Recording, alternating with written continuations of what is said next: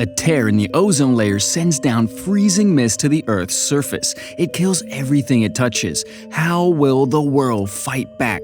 Today we'll go through an adventure thriller film from 2010 called Arctic Blast. Spoilers ahead, the whole world will be covered in freezing fog. We don't know if the Ice Age will return, but it'll surely get weird. We have warned you. This is just my opinion on the movie and not a substitute for watching it. Feel free to watch the movie first for the whole experience. Links to download and stream the movie are in the description box. Give the video a quick like and subscribe to our channel. Suggest some movies you'd like us to cover in the comments or join our Discord server. Now, let's get right into it.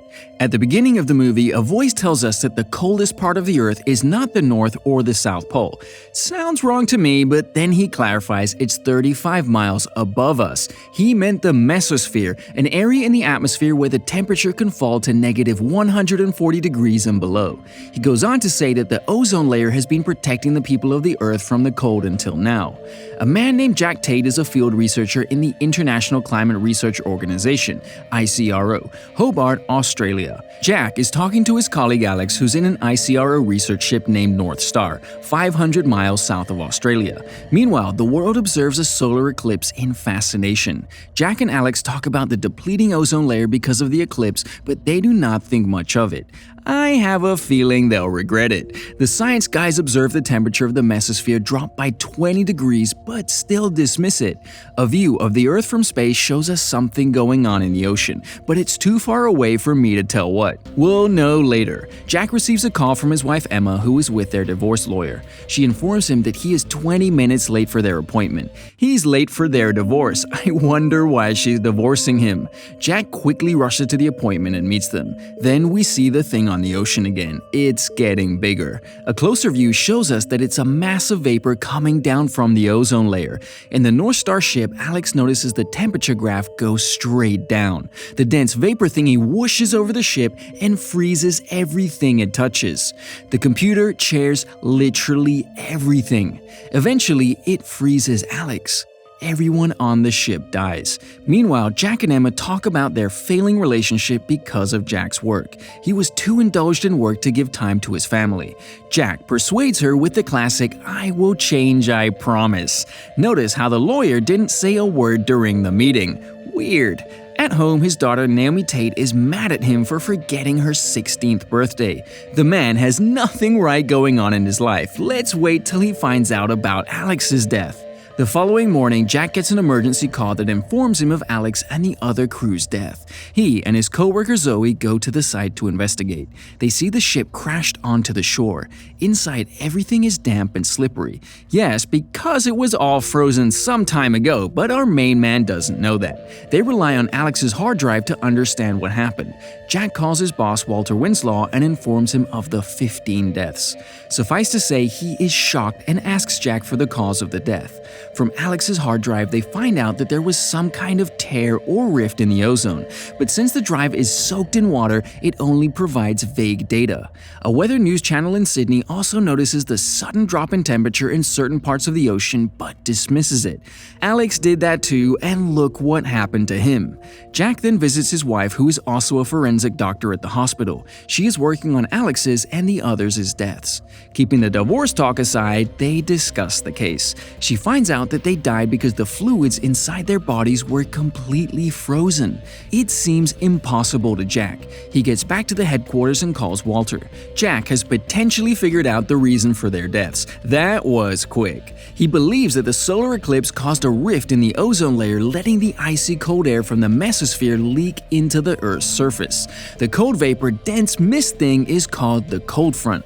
The cold front is negative 140 degrees cold. That's negative 90 degrees Celsius, and water freezes at 0 degrees, so you get my point. The cold front is really cold. Jack wants to access the data from another satellite to confirm the rift in the ozone, but the boss cannot allow that. After the call, Jack tells Zoe that they're gonna be very bad. It turns out he has a way to access a military satellite. Just like that, problem solved. He simply puts in a passcode and gains access to the satellite data. Easy peasy. He types in something quickly and claims that he is done. Jack then leaves to inform the media and put an emergency response into action. He doesn't trust his boss. Meanwhile, Naomi third wheels with her friend and her friend's boyfriend to a beach. And guess what's about to hit the beach? The cold front. Jack is having lunch with the media person Brent while talking about how people are gonna die if they do not release an emergency statement. Brent can lose his job if he releases the statement based on an unreliable source, aka Jack. Now, since Jack cannot save the whole world, he settles with saving his family. He drives to Naomi's school while calling Emma to come to the lab because it's safer. At the school, he figures Naomi has left for the beach that the cold front is about to hit. We see Naomi and her friends arrive at the beach while Jack rushes to save them. He's calling her repeatedly, but she doesn't pick up. Naomi's about to be grounded for the rest of her life. Their guy friend is surfing when they notice the dense fog coming their way. The teens find it so freaking cool and start Instagramming it. I don't want to call them dumb, I would have done the same. Jack finally reaches the beach and starts explaining to Naomi what the fog is. Between fight and flight, he chooses knowledge. Jack asks their guy friend to come out of the water, but the dumbass instead asks him what is the matter. The fog gets the slowpoke and his girlfriend, freezing them both. Naomi and Jack run away as the fog follows them. There is no way they could have avoided the fog, but because of the protagonist's logic, they do. The two drive off in Jack's car. Jack calls Brent while driving and says that he saw 2 people get killed by the cold front and it will soon hit the city. Brent finally believes him and runs to announce the emergency to the people. Emma reaches her parents' home and is about to take them to the safe place, but Jack calls her and asks her to stay at the house since the cold front is faster than he assumed. Everyone in Australia starts to panic after the news is broadcast. People do what they usually do at the time of emergency: stock up everything they can get their hands on: electric heaters, cables, LPG, and so on. Back in the movie, Walter finally realizes that Jack was right, but doesn't acknowledge it. He hates him for some reason. He asks his secretary to arrange a meeting with some high-class people like him to discuss a solution, but doesn't want to include Jack, even though he was the one who found out about the cold front first. The city of Hobart is in chaos. People are starting to seal their doors and windows as a precaution. Then the awaited cold front finally hits. The emergency sirens wail and people start to run. Why were they still in the streets in the first place? The fog starts freezing everyone and everything. It's like the Ice Age all over again. A plane that was about to land in Hobart crashes into the ocean because of the fog. In the following scene, a woman is in a bar waiting for her death. Meanwhile, Jack and Naomi are in his car, still being followed by the fog. It just never seems to get them. They reach the lab where Zoe is and run inside, seconds before the fog can get them. Outdoors, everything is frozen while the inside of the lab is warm because of the central heating system. Now, the fog travels to Emma's parents' home. Just then, a girl knocks at their door, begging them to let her in. They bring her in before the fog gets them. The girl has severe frostbite and is looking for her little brother who got lost in the fog. She better stop searching. The family helps her and brings her warm clothes. The department in charge of this whole cold front thing gets a call from Brent. He's in a help shelter where people who don't have anywhere to go have gathered. He says there have been many casualties. Yeah, no shit, Brent. A clip shows us the said casualties. Our boy Jack somehow does the science thing and figures out a way to stop the cold front. He calls his boss Walter, who has already found a way to stop the rift. He wants to launch hot air balloons at the sky carrying gases and chemicals that will close the rift in the ozone. But our main boy says that it won't work and that he has a better plan. Walter hangs up after saying Jack should just work on keeping his family safe. It's now nighttime and Zoe finds out that similar rifts have been occurring throughout the world. Japan, London, Russia, China, basically everywhere. The first rift triggered further rifts and will create more. Now the whole world is in danger of freezing. The ICRO is now working with the Emergency Response Center, ERC. They're working on launching the air balloons into the air. This is their only hope to stop the cold front. If Australia pulls this off, the other countries will follow.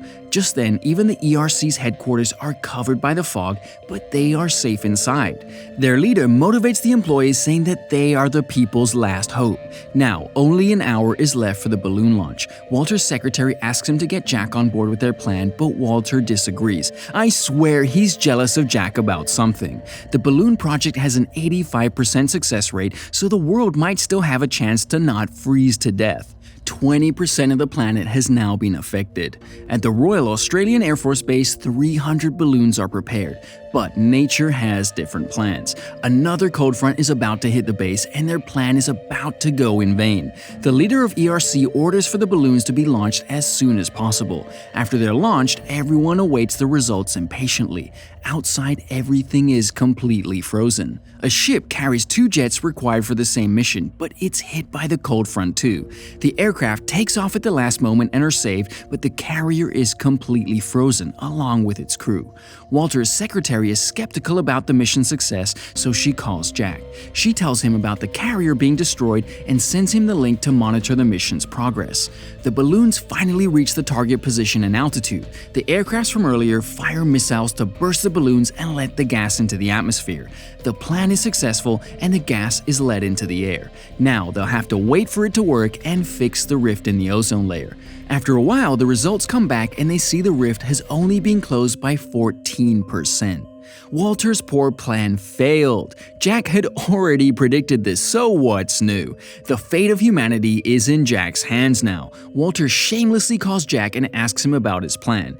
Jack wants to launch 3 jets with ammonium nitrate, which will be ignited and activated by the lightning in the atmosphere above the ozone rift. This will repair the broken ozone layer. Walter agrees with the plan and contacts Stratton Oakmount, New York for the rockets. He asks Jack to calculate the target and payload as quickly as possible and hangs up. Jack gets to work and starts the calculation, but just then, Zoe falls unconscious. She is diabetic and her insulin has gone down. Jack takes it upon himself to fetch insulin for Zoe. Yes, the cold outside is fatal, but now that our protagonist has to go outside, it has changed to -50 degrees Celsius, which is just enough for him to survive. He asks Naomi to help Zoe and goes out to his car. He somehow manages to get to a pharmacy where he's attacked by the owner for trespassing. After saying that humans have brought this upon themselves to a dying person, he takes the insulin and comes back. Meanwhile, the girl rescued by Emma earlier dies on the couch as Emma cries, mourning the stranger's death. At the lab, Walter calls Jack and is surprised when Naomi picks up. He asks the girl to send them the calculations. However, as Naomi works, the generator in the lab stops working.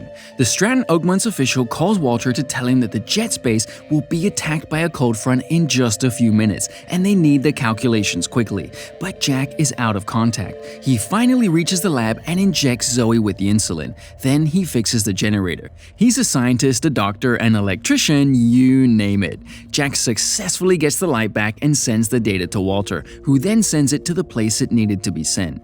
The jets take off and spread the chemicals right above the rift. The lightning gets aggressive as everyone in the lab and ERC watches the monitor in anticipation. A view of the Earth from space shows us the rift getting smaller. Walter finally announces that the ozone levels have jumped to 80%. Everyone celebrates success and happiness. Back at Emma's parents', a car parks outside. Naomi runs out of it to hug her mother. Jack and Emma kiss, finally having solved their relationship issues after almost dying. So that's how the movie Arctic Blast goes. Hope you liked the video. Don't forget to leave a like and comment. I'll see you next time.